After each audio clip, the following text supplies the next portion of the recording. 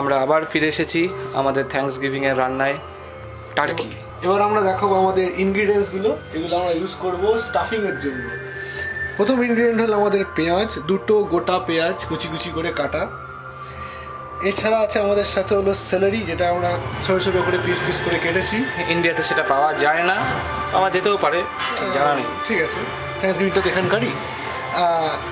এটা হলো টমেটো, ছোটো একটা টমেটো ছিল বাড়িতে, এক্সট্রা এর আগে কেটে দেওয়া হয়েছে। এখানে আছে হলো কুচি কুচি করে কাটা গার্লিক, রসুন, কুচি কুচি করে কাটা আদা এবং কুচি কুচি করে শুকনো লঙ্কা চপ করে জলে ভিজিয়ে চপ করা হয়েছে। আর আমাদের রান্না যেটা মেন লাগবে সেটা হলো আমাদের দেশের আমুল বাটার, যেটা খুব ইম্পর্টেন্ট ইনগ্রিডিয়েন্ট আজকের রান্নায়। এছাড়া আছে নুন, হলুদ এবং তেল।